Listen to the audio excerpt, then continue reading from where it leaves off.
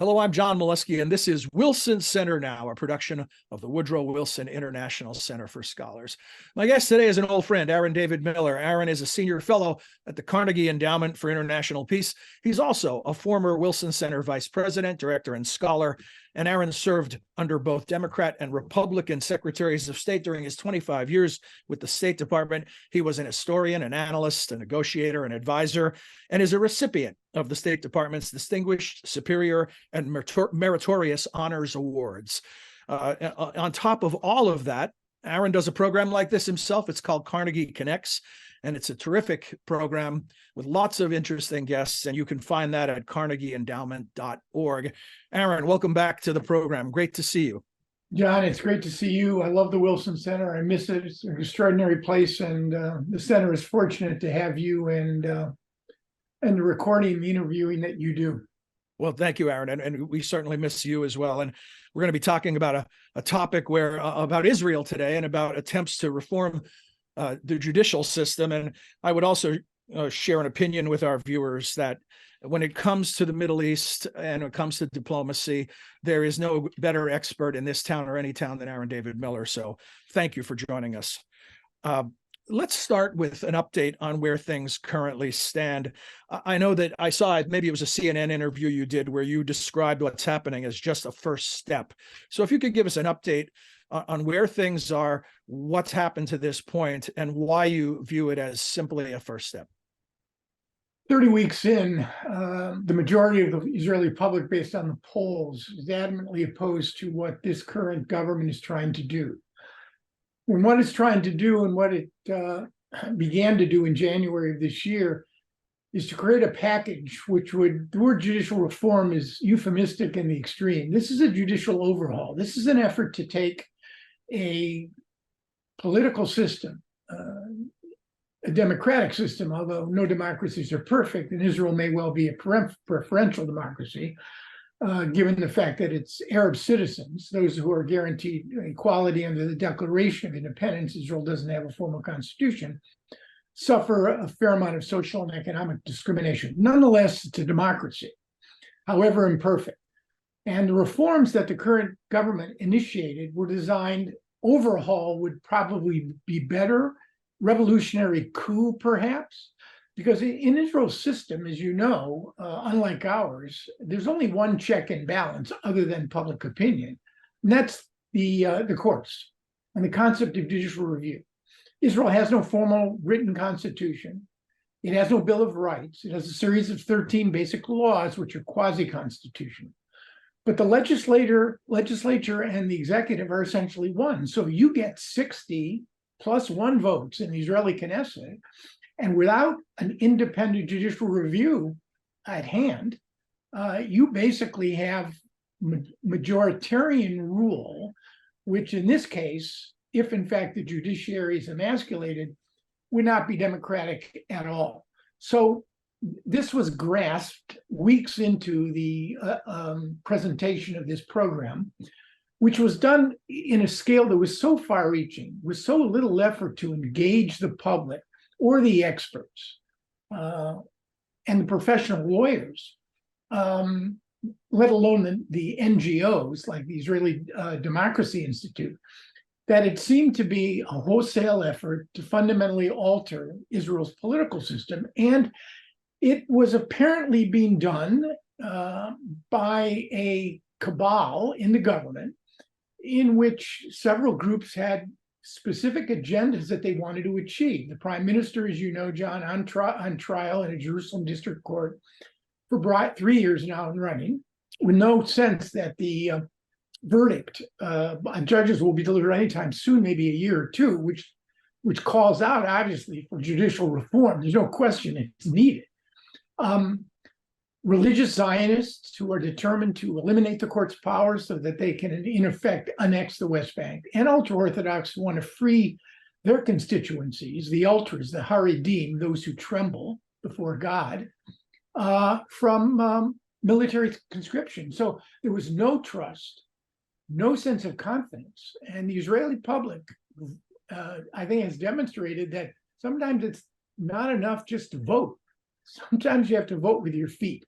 So 30 weeks in, The first tranche of this judicial overhaul passed the Knesset 64-0. The opposition boycotted the vote. The Supreme Court will take it up in September. Full court, 15 justices, which has not been done on any significant piece of legislation since 1970. So it's not over till it's over. And the protesters show no signs of abating or withdrawing, and the government appears willing and able to proceed. So the next 6 weeks, certainly in September, you may actually end up with a crisis. If in fact the court rules that it's unconstitutional, even though Israel doesn't have a constitution, then you have a situation, if the government chooses to ignore the court, then you have competing lines of authority. Who does the military listen to, or the intelligence services? Do they go with the government, or do they go with the court? And that represents a inflection point that Israel has never experienced, hopefully won't have to. Is the motivations, some of which you outlined, various agendas, some of which overlap but are independent of each other, has anyone among that group, Netanyahu included, put forward a serious argument that lays out what people would accept as a legitimate reason for the need for this? He keeps saying, this is necessary, this is necessary, this is necessary. And yet all we hear about are these silo type agendas, or maybe personal fat in the game that he's trying to protect. Is there a cogent argument that has been put forward? Well, their argument, and there is some legitimacy, is that during the 90s, the court, under its Chief Justice, Aaron Barak, basically instituted a pretty interventionist court with a process of judicial review and something called the reasonableness law, which exists in other democratic systems. The Canadians have it, and so do the Australians. And although reasonableness, I guess you could clearly say, is in the eye of the beholder, but again, in a system without any check and balance, any effort, and again here the trust factor that you alluded to, the motivation, is critically important. The motivation of what even the most reasonable of those who are pushing for this judicial overhaul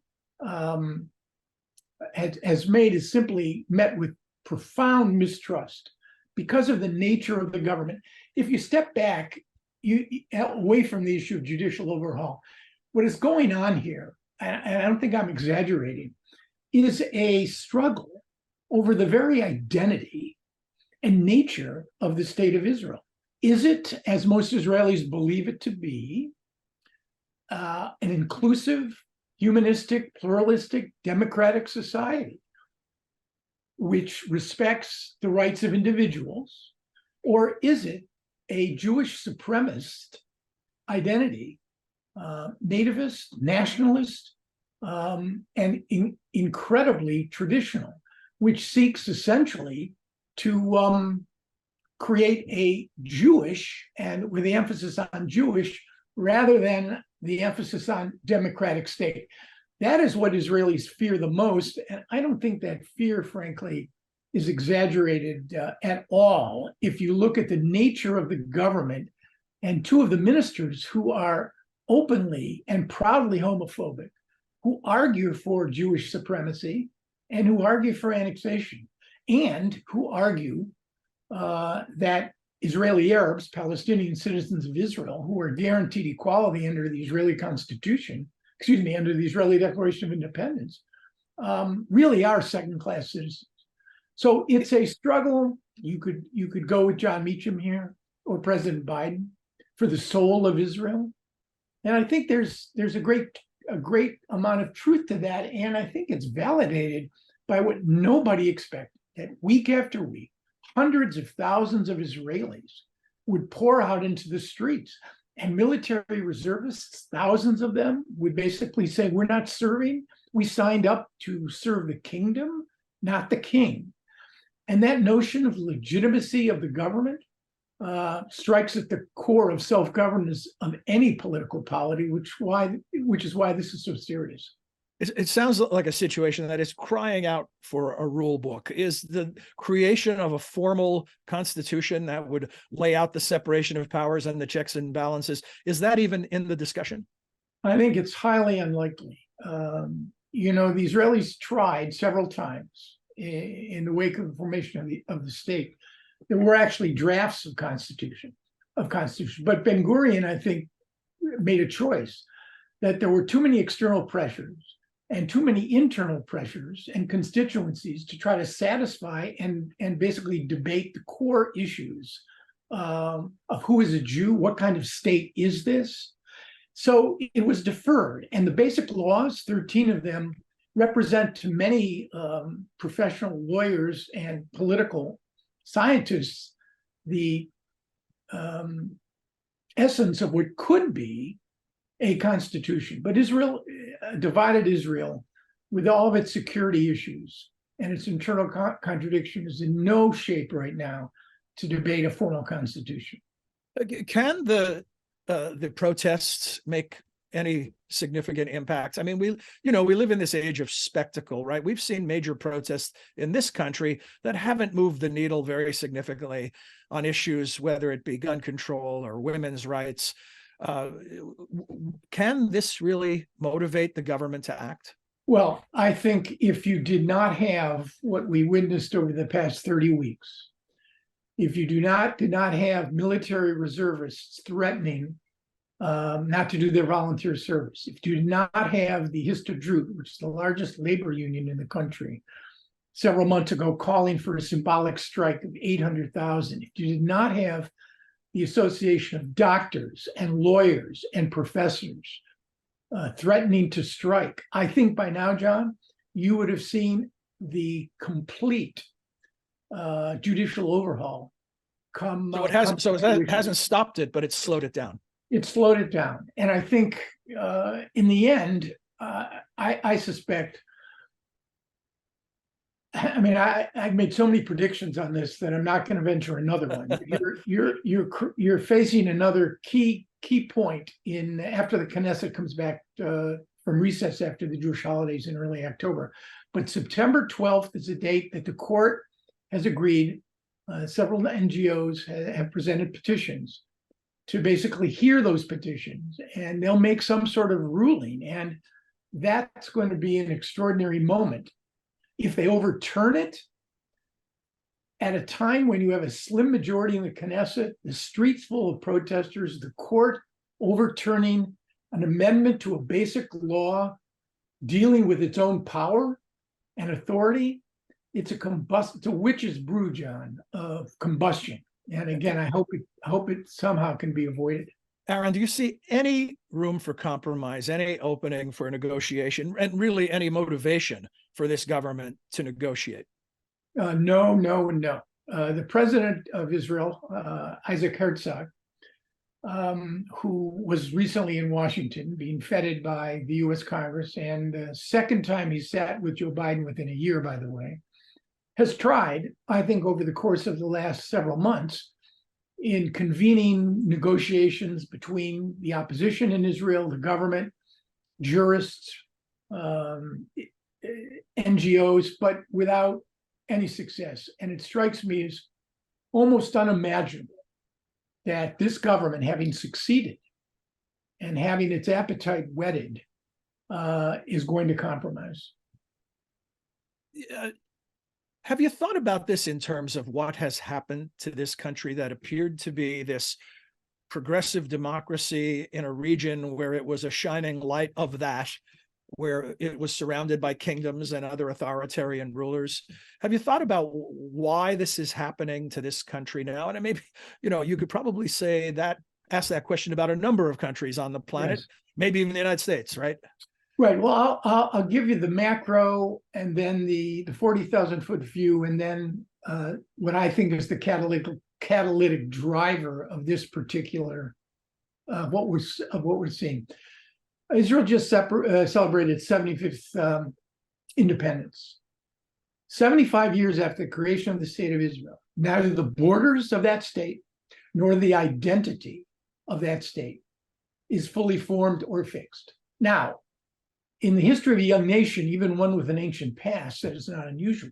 75 years after American independence in 1851, neither the borders of this republic nor the identity of this republic were yet determined and fixed. In fact, in 1851, we were 9 years away from a conflict.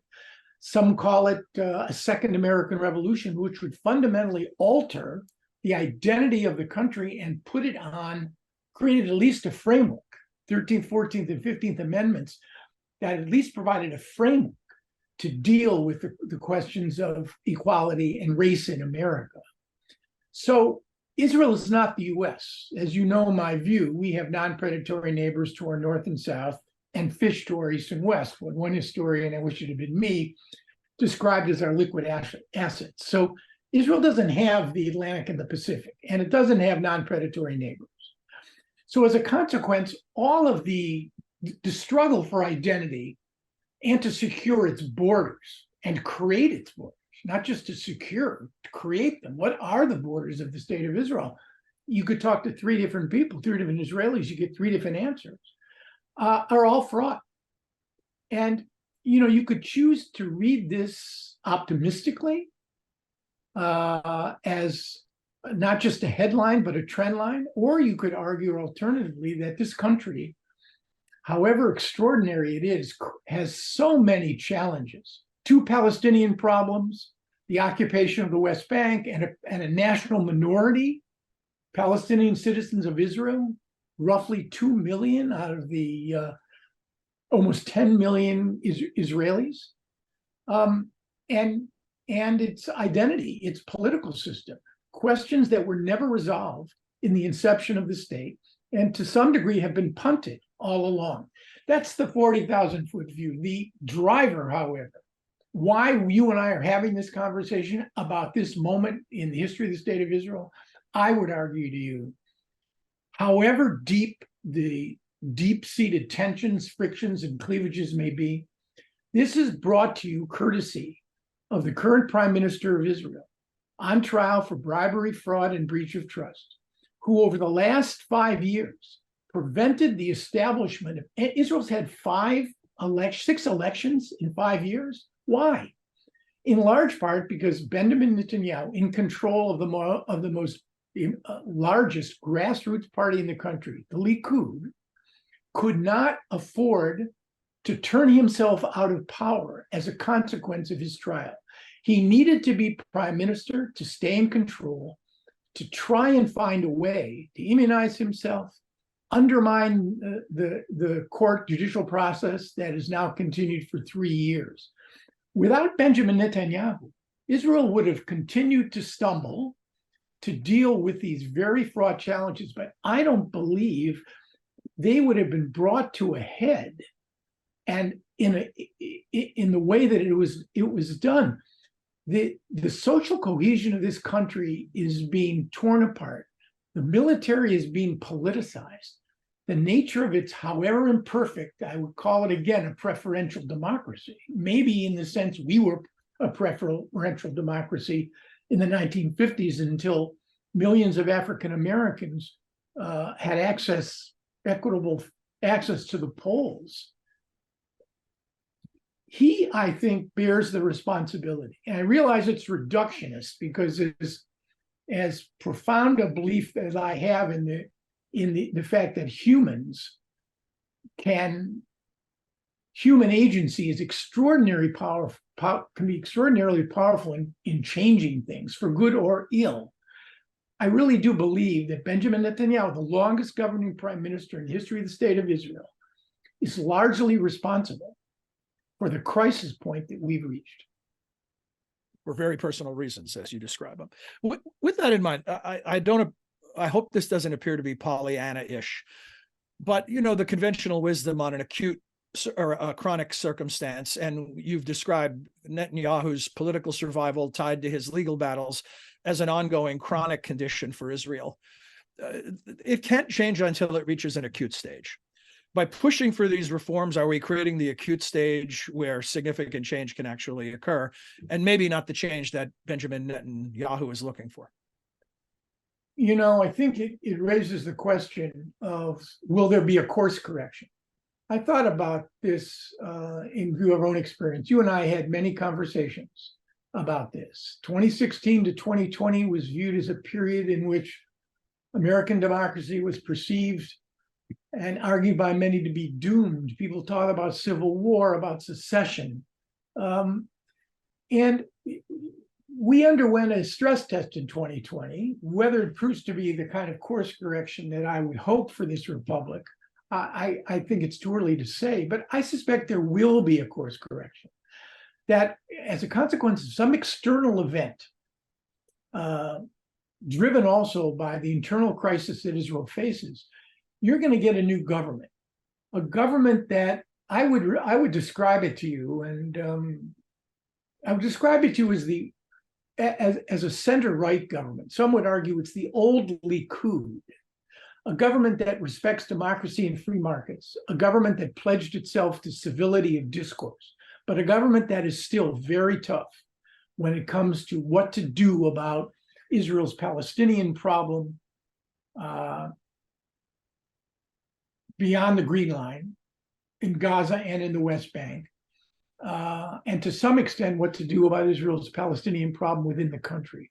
I think that's what we're looking at in terms of a course correction. What I do not see happening is the kind of transformation that would bring the Israelis back to the 90s, when center and center left governments dominated, and when there was real hope for, particularly on the external issues, on the Palestinian issue, real hope for some semblance, or maybe even some kind of conflict ending solution. I don't see that. And I think before we leave the issue of judicial overhaul, the occupation for many Israelis represents, in many respects, a far greater danger to the democratic character of the state. And without a resolution of the Palestinian problem, of the West Bank, to many Israelis, the demographics and the realities of a one-state reality will undermine Israeli democracy from within. So again, a young nation with an ancient past still struggling with matters that cut to the core of what kind of state they are and where they are. And as you said, predictions are sort of a fool's game, so we won't go there. But I do have a final question for you. We've been looking internally at Israel. What are the implications for Israel's role in the world and its relation, not just with the United States, but with other nations? Yeah, there's a real, I don't know if it's an irony or a paradox, and I've often wondered about it. You know, there was a view propagated largely by the left that Israel ultimately would have to pay the piper, that the ongoing policies of Israeli governments in the territories, expanding settlements, the occupation, would essentially turn the world against Israel. It would emerge as a sort of pariah nation. And over the last decade of governments under Benjamin Netanyahu, a man who has no interest whatsoever in meeting anything that even remotely resembles Palestinian minimum requirements, you've seen just the opposite. You've seen Israel's diplomatic reach expanding to Africa, to Latin America, to Asia. And in the ultimate betrayal, or the ultimate sort of contradiction, you've seen key Arab states, the Emirates, Bahrain, Morocco, and now we're having, and I will say this, we're having a very serious conversation, and the Biden administration is very serious about pursuing normalization between Israel and Saudi Arabia. How is this possible? And I think what's happened is, as a consequence of exhaustion, the international community's exhaustion, Israel's functionality, the fact that it provides services and goods, particularly on the security and the intelligence side, it's a huge exporter of military equipment, and preoccupation with other problems, that the issue of Palestine has become a second-tier issue. I don't think there's a single member of the 190 plus nations that sit in the UN, including the United States, that is willing to make the redemption of Palestine or a serious pursuit with pressure on Israel as a fundamental part of their foreign policy. And that, I think, has created